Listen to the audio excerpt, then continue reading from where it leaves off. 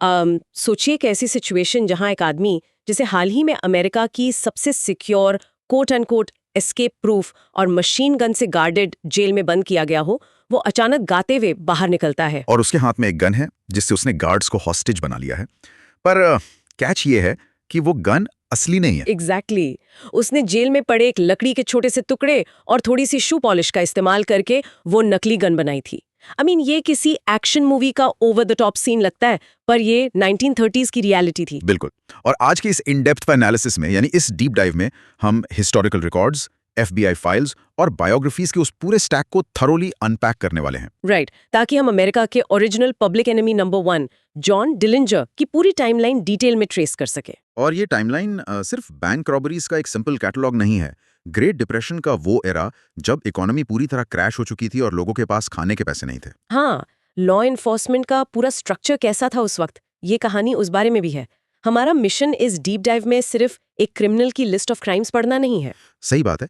हमें उस chain of events को डीपली एनालाइज करना है जिसने एक लोकल चोर को एक नेशनल थ्रेट बना दिया। उस एक क्रिमिनल के एक्शंस ने उस वक्त की कमजोर पुलिस एजेंसीज को फोर्स कर दिया कि वो आज की हाईली सोफिस्टिकेटेड मॉडर्न एफबीआई में ट्रांसफॉर्म हो जाए।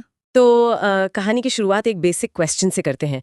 एक नोटोरियस गैंगस्टर की शुरुआत आखिर होती कहाँ से है? जॉन डिलिंजर का जन्म 22 जून 1903 को इंडियानापोलिस में हुआ था।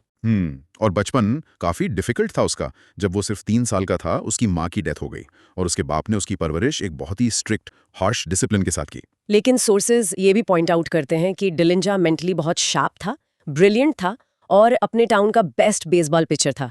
फिर भी उसने 7th ग्रेड में ही स्कूल छोड़ दिया।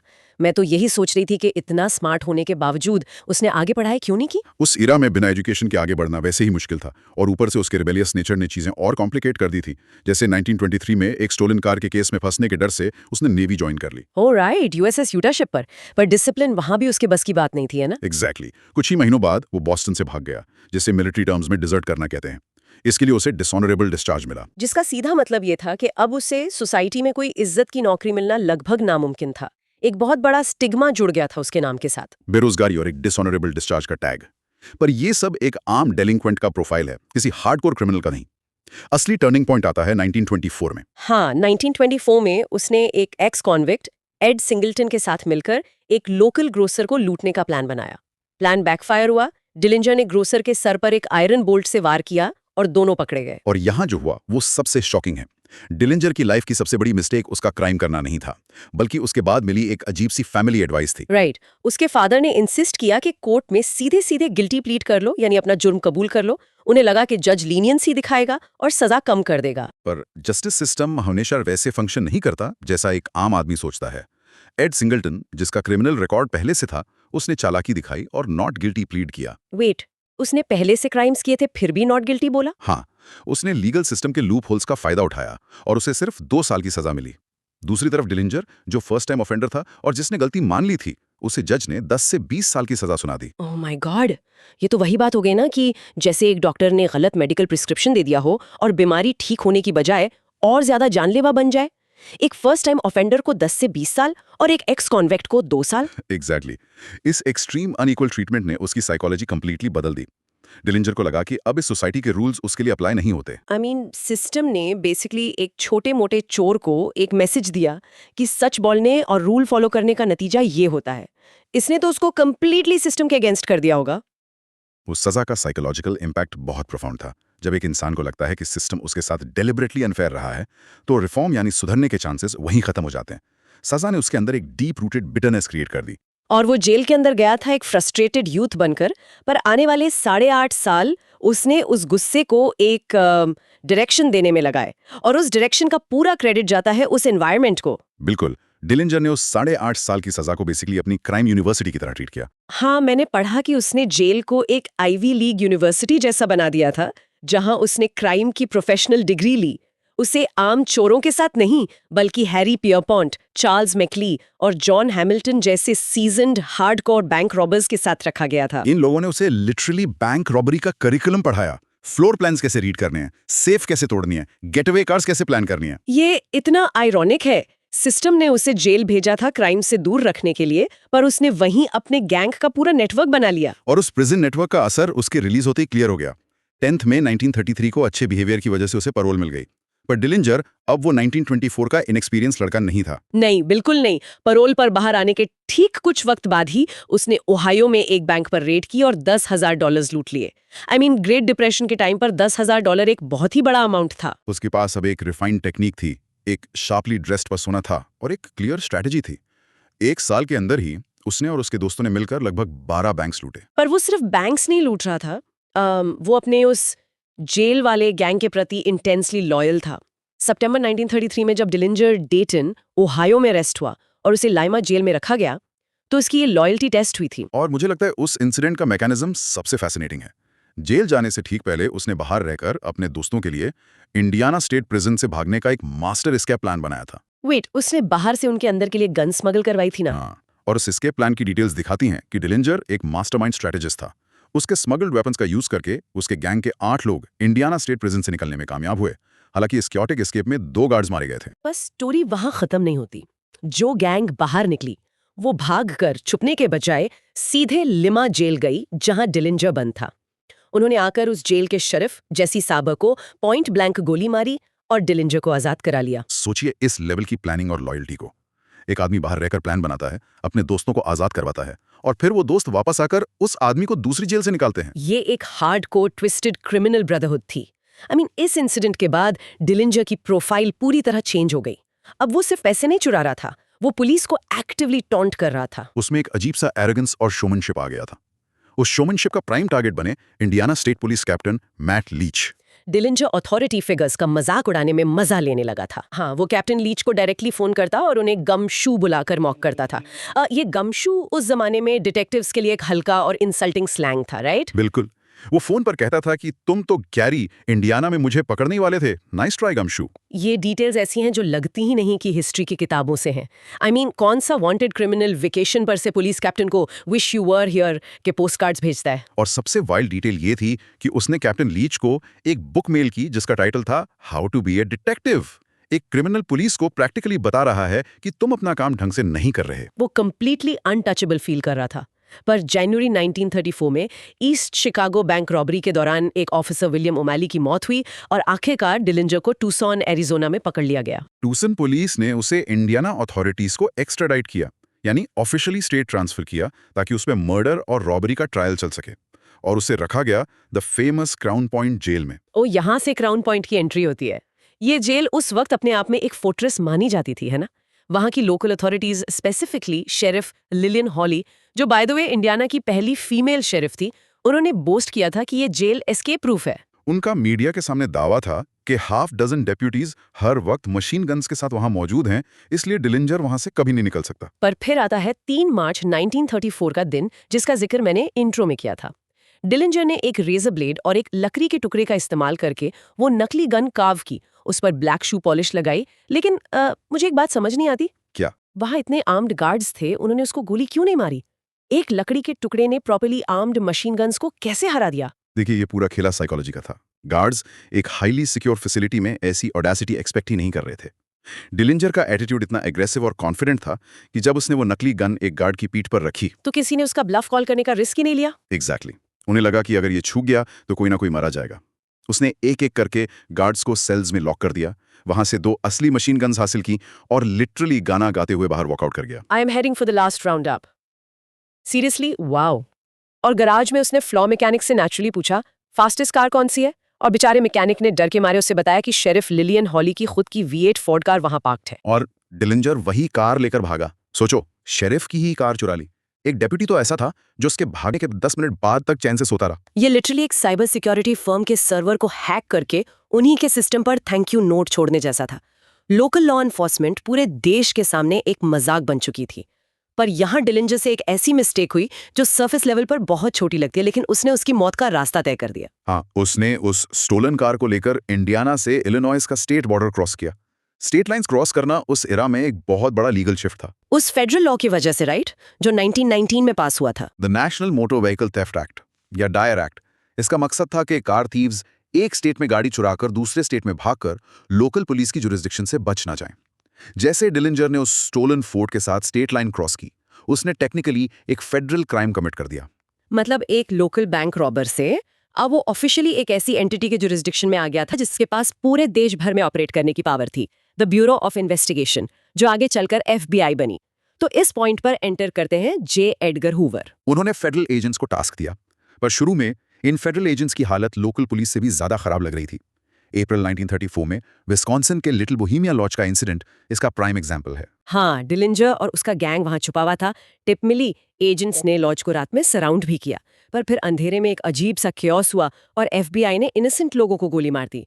ऐसा ब्लंडर एक नेशनल एजेंसी कैसे कर सकती है? हम FBI को आज के लेंस से देखते हैं, हाईली ट्रेन्ड स्वॉट टीम्स, बॉडी आर्मर, रेडियोज, पर 1934 में ऐसा कुछ नहीं था। फेडरल एजेंट्स उस वक्त ज्यादातर अकाउंटेंट्स और लॉयर्स थे, टैक्टिकल ऑपरेटर्स नहीं। उनके पास कम्युनिकेशन का कोई सॉलिड सिस्टम नहीं था। ओह, मतलब वो बस सूट पहनकर पहुंच गए थे। प्रैक्टिकली हाँ। अंधेरे में जब लॉज के बाहर कुछ सिविलियन वर्कर्स अपनी कार में बैठकर निकलने लगे तो एजेंट्स को लगा कि गैंग भाग रहा है। उन्होंने बिना वार्निंग के फायर ओपन कर दिया और 3 इनोसेंट लोग मारे गए। और इस गोलीबारी और कंफ्यूजन के बीच डिलिंजर और उसका गैंग क्वाइटली पिछले दरवाजे से भाग निकलने में कामयाब हो गए। 3 बेगुनाह मारे गए और टारगेट हाथ से निकल गया। पब्लिक ओपिनियन तो तभी हूवर के अगेंस्ट टर्न होने लगा होगा। लोग ऑलरेडी डिप्रेशन की वजह से बैंक से नफरत करते थे और डिलिंजर को एक एंटी हीरो की तरह देख रहे थे। जब गवर्नमेंट की अपनी एजेंसी मास पैनिक क्रिएट करके सिविलियंस को मारने लगी तो उसने तो एक एब्सोल्यूट PR डिजास्टर क्रिएट कर दिया होगा। हूवर की पोजीशन सच में डेंजर में थी। मीडिया FBI को इनकॉम्पिटेंट बुला रही थी। अपनी एजेंसी को बंद होने से बचाने के लिए और पब्लिक नैरेटिव को अपने कंट्रोल में लेने के लिए हूवर ने एक डेस्परेट मूव खेला। उसने जॉन डिलिंजर को ऑफिशियली पब्लिक एनिमी नंबर 1 का टाइटल दे दिया, राइट? हाँ, एक नेशन वाइड मैनहंट लॉन्च की जिसमें उनका मैंडेट क्लियर था, गेट डिलिंजर, चाहे जिंदा चाहे मुर्दा। फेडरल मशीनरी पूरी तरह से एक ही टारगेट पर फोकस थी। और इस प्रेशर का असर डिलिंजर पर इमीडिएटली दिखने लगा। जो आदमी कल तक पुलिस ऑफिसर्स को गमशू बुलाकर टॉन्ट कर रहा था, वो अचानक सर्वाइवल मोड में चला गया। मई 1934 में वो शिकागो गया और उसने 2 प्लास्टिक सर्जन्स को हायर किया अपना चेहरा बदलने के लिए। और सिर्फ चेहरा नहीं, उसने उन्हें फोर्स किया कि एसिड का इस्तेमाल करके उसकी उंगलियों के फिंगरप्रिंट्स चला दिए जाएं ताकि उसकी आइडेंटिटी मिट सके। सोचिए, अपने हाथों को एसिड से जलाना। ये दिखाता है कि उसके अंदर अब कितना खौफ और डेस्परेशन था। कोई इंसान इतना एक्सट्रीम स्टेप तभी लेता है जब उसे लगता है कि चारों तरफ से रास्ते बंद हो चुके हैं। पर आयरनी देखिए, वो इस एक्सक्रूशिएटिंग पेन से गुजरा, लेकिन सर्जरी कंप्लीटली बॉच हो गई। उसका चेहरा थोड़ा बदला पर क्लियरली रिकॉग्नाइजेबल था और उसके फिंगरप्रिंट्स तो वापस से उगाए क्योंकि एसिड ने डीप टिश्यू को परमानेंटली डिस्ट्रॉय नहीं किया था। तो बेसिकली उसने बेकार में इतना दर्द सहा। डिलिंजर अब सच में आइसोलेटेड फील कर रहा था। गैंग के मेंबर्स एक-एक करके मारे जा रहे थे या पकड़े जा रहे थे। 30 जून 1934 को नए मेंबर्स बेबीफेस नेल्सन और होमर वैन मीटर के साथ मिलकर उसने साउथ बेंड, इंडियाना में अपनी आखिरी बैंक रॉबरी की, जहां उन्होंने फायरिंग के दौरान एक और पुलिस ऑफिसर को मार दिया। लॉ एनफोर्समेंट अब क्लियर थी कि अरेस्ट का कोई इंटेंशन नहीं है। जब सर्जरी ने काम नहीं किया और हर स्टेट में उसकी फोटो लगी थी तो उसे परमानेंटली अंडरग्राउंड जाना पड़ा। और यहाँ एंट्री होती है एना सेज की। क्राइम हिस्ट्री में एक क्लासिक बिट्रेयल की स्टोरी। एना सेज एक्चुअली एक रोमानियन इमिग्रेंट थी जिसका असली नाम एना कंपानस था, जो शिकागो में ब्रॉथल्स चलाती थी। उस पर इमिग्रेशन अथॉरिटीज की तरफ से डिपोर्टेशन का डर था, यानी उसे देश से निकाला जा रहा था। डिलिंजर को सेफ हाउस की जरूरत थी और एना के पास एक ऐसी प्रॉब्लम थी जो सिर्फ फेडरल गवर्नमेंट सॉल्व कर सकती थी। एना ने हेड FBI एजेंट मेल्विन पर्विस से सीक्रेटली कांटेक्ट किया। एक क्लियर डील स्ट्राइक की गई। अगर वो डिलिंजर को ट्रैप करने में FBI की मदद करेगी तो FBI उसके डिपोर्टेशन को रोक देगी और उसको रिवॉर्ड मनी भी मिलेगा। प्लान बहुत सिंपल था। 22 जुलाई की रात एना सेज, डिलिंजर और एक और औरत पॉली हैमिल्टन एक साथ मूवी देखने जाने वाले थे। एना ने पर्विस को बताया कि आइडेंटिफाई करने के लिए वो एक डिस्टिंक्टिव ऑरेंज कलर की स्कर्ट पहनेगी। और उसी रात के बाद से प्रेस ने उन्हें लेडी इन रेड का आइकॉनिक नाम दे दिया। हाँ, क्योंकि थिएटर की डिम स्ट्रीट लाइट्स में वो ऑरेंज कपड़ा डीप रेड लग रहा था। पर इस पूरी घटना का सबसे सिनेमैटिक मोमेंट है वो मूवी जो वो तीनों बायोग्राफ थिएटर में देख रहे थे, मैनहट्टन मेलोड्रामा। उस मूवी की कास्टिंग और प्लॉट अपने आप में एक चिलिंग आयरनी है। फिल्म में क्लार्क गेबल एक कैरिस्मैटिक गैंगस्टर का रोल प्ले कर रहे थे जिसे लॉ कैचअप करती है और आखिर में उसे इलेक्ट्रिक चेयर पर एग्जीक्यूट किया जाता है। सही में एक रियल लाइफ गैंगस्टर अपनी आखिरी रात आराम से बैठकर एक रियल लाइफ गैंगस्टर की फेटलिस्टिक मूवी देख रहा था। जैसे ही रात के 10:35 पर फिल्म खत्म हुई और डिलिंजर थिएटर से बाहर निकला, बाहर मेल्विन पर्विस और उसके आर्म्ड एजेंट्स वेट कर रहे थे। पर्विस ने सिगार जलाकर सिग्नल दिया। डिलिंजर को इंस्टेंटली पता चल गया कि ट्रैप सेट हो चुका है। उसने एलेवे की तरफ भागने की कोशिश की। उसने अपनी जेब में हाथ डाला गन निकालने के लिए, पर इस बार एस्केप प्रूफ जेल वाला लक नहीं था। FBI एजेंट्स ने पीछे से 3 बार फायर किया। एक गोली उसके नेक से होते हुए फेस के बिलो आकर निकली। जॉन डिलिंजर वहीं उस एलेवे की जमीन पर मारा गया। उम्र थी सिर्फ 31 साल। 31 साल की आयु में उसकी लाइफ वहीं खत्म हो गई, पर क्राइम और लॉ एनफोर्समेंट का एक नया और डार्क चैप्टर वहां से शुरू हुआ। वैसे एना सेज, जिसने इतना बड़ा बिट्रेल करके एफबीआई की सबसे बड़ी प्रॉब्लम सॉल्व की थी, उसका क्या हुआ? एफबीआई ने डील मानी? नहीं, एफबीआई ने अपनी उस डील को कंप्लीटली इग्नोर कर दिया। डिलिंजर के कैप्चर होने के 2 साल बाद ही एना को डिपोर्ट करके वापस रोमानिया भेज दिया गया। फेडरल एजेंसीज अब क्लियर मैसेज दे रही थी कि रिजल्ट्स लाने के लिए उन्हें गैंगस्टर्स वाले अंडरहैंडेड टैक्टिक्स यूज करने से कोई परहेज नहीं है। That is so cold. और इस शूटआउट के बाद पब्लिक का जो डिस्टर्बिंग ऑब्सेशन देखने को मिला, उसने एक अलग ही साइकोलॉजिकल एंगल एक्सपोज किया। मॉर्ग के बाहर हजारों लोगों की भीड़ इकट्ठा हो गई। लोगों को कंट्रोल करना मुश्किल हो गया था पुलिस के लिए। रिकॉर्ड पॉइंट आउट करते हैं कि लोग उस एलीवे में आकर ग्राउंड पर पड़े उसके खून में अपने अपने रुमाल भिगो रहे थे ताकि उन्हें एज सुवेनियर्स रख सकें। हम यहाँ एक कोल्ड ब्लडेड क्रिमिनल की बात कर रहे हैं जिसके ऑर्डर्स पर 8 लॉ एनफोर्समेंट ऑफिसर्स की जान गई थी और जिसकी गैंग ने 24 से ज्यादा बैंक्स लूटे थे। लोगों के दिलों में उसके लिए इतनी सिंपैथी या फैसिनेशन आखिर क्यों थी? क्या लोग सच में उसे रॉबिन हुड समझते थे? मुझे तो यही लगता है। देखिए, पब्लिक उस वक्त सिवियर फाइनेंशियल ट्रॉमा में थी। ग्रेट डिप्रेशन ने उनके सेविंग्स, उनके घर और उनके फ्यूचर्स छीन लिए थे।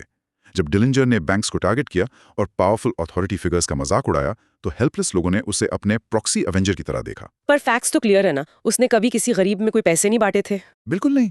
वो अपने सूट्स, अपनी गन्स और अपने गैंग की अय्याशियों के लिए स्टील करता था। उस पर पीछे से गोली चलाने को पब्लिक ने ब्रॉडली कावर्डली बोला, जिसके बाद हूवर को special propaganda news reels theatre में चलवानी पड़ी ताकि एफबीआई एजेंट्स को हीरोज की तरह फ्रेम किया जा सके। वाह, हूवर को डैमेज कंट्रोल करना पड़ा। और जैसे हर बड़े फिगर की डेथ के बाद होता है, कंस्पिरेसी थियरीज भी आने लगी कि जो आदमी उस रात एली में मारा गया वो डिलिंजर था ही नहीं। ओ हाँ, लोगों ने क्लेम किया कि आंखों का कलर मैच नहीं कर रहा था। इवन ये फैक्ट बाहर आई कि एफबीआई ने बाद में म्यूजियम में जो डिलिंजर की गन डिस्प्ले की थी, वो मॉडल प्रैक्टिकली उसके मरने के सालों बाद मैन्युफैक्चर हुई थी। उसने एफबीआई की क्रेडिबिलिटी पर सवाल उठाए कि क्या उन्होंने फेक नैरेटिव बनाया, पर हिस्टोरिकल रिकॉर्ड्स क्लियरली स्टेट करते हैं कि डेड बॉडी के फिंगरप्रिंट्स कंप्लीटली मैच हुए थे डिलिंजर के पुराने नेवल रिकॉर्ड्स और जेल रिकॉर्ड्स से। कंस्पिरेसी थ्योरीज हमेशा एक्चुअल हिस्ट्री से ज्यादा इंट्रिगिंग लगती हैं, पर डिलिंजर की ट्रू लेगेसी उसकी मौत की डिटेल्स में नहीं, बल्कि उसके आफ्टरमैथ में है। कैसे? डिलिंजर का केस हूवर के लिए परफेक्ट एक्सक्यूज बन गया। उन्होंने कांग्रेस के पास जाकर आर्ग्यू किया कि लोकल पुलिस और अनआर्म्ड एजेंट्स इन इंटरस्टेट क्रिमिनल्स का सामना नहीं कर सकते। उन्होंने लॉज पास करवाए जिससे एजेंट्स को ऑटोमेटिकली गन्स कैरी करने और अरेस्ट करने की पावर मिल गई। आई सी। इनफैक्ट डिलिंजर के पीछे लगने वाले रिसोर्सेज से ही पहली बार फिंगरप्रिंट्स का नेशनल डेटाबेस बनाया गया, एक सेंट्रलाइज सिस्टम जहां हर पुलिस स्टेशन अपना डेटा भेजा करेगा। उन्होंने टेलीफोन वायर टैपिंग को आम किया और नेशनल वांटेड लिस्ट जैसी चीजों का प्रैक्टिकली आगाज किया। तो देखा जाए तो ब्यूरो ऑफ इन्वेस्टिगेशन को एक डेटा कलेक्टिंग ऑफिस से एक लीथल इंटेलिजेंस एजेंसी बनाने का पूरा आर्किटेक्ट जॉन डिलिंजर ही था। अगर डिलिंजर और उसके जैसे दूसरे आउटलॉज 1930s का वो स्टॉर्म क्रिएट नहीं करते, तो जे एडगर हूवर को कभी वो पॉलिटिकल और फाइनेंशियल बैकिंग नहीं मिलती जो उन्हें एफबीआई को मॉडर्नाइज करने के लिए चाहिए थी। और यही हमारी इस टाइमलाइन का सबसे फैसिनेटिंग टेकअवे है। हमने देखा कि कैसे जस्टिस सिस्टम की अनइक्वल सेंटेंसिंग ने एक लड़के के अंदर रिबेलियन का बीज बोया। उस लड़के ने क्राइम सीखा, इंस्टीट्यूशंस का मजाक उड़ाया और लगातार आजादी के लिए भगता रहा। पर उस भागदौड़ में, उस हर बैंक रॉबरी और उस हर बॉर्डर क्रॉसिंग ने अमेरिका के लॉ एनफोर्समेंट को अपनी टैक्टिक्स फोर्स इवॉल्व करने पर मजबूर किया। जॉन डिलिंजर सारी जिंदगी सिस्टम को आउटस्मार्ट करने की कोशिश करता रहा, पर रियलिटी में उसने अपने एक्शन से एक ऐसी नेशनल पुलिस मशीन को डिजाइन और पावर किया जिसके डेटाबेसेस और सर्वेलेंस से बचना आने वाले क्रिमिनल जनरेशंस के लिए इम्पॉसिबल हो गया। एक पूरी तरह से बदली हुई रियलिटी। लोगों के लिए यह सोचना जरूरी है, क्या कोई इंसान अपने ही एक्ट्स ऑफ रिबेलियन से उन केजेस और बैरियर्स का ब्लूप्रिंट खुद बनाता है जो आखिर में उसे और उसके जैसे दूसरों को पकड़ने वाले हैं? ये बिल्कुल सोचने वाली बात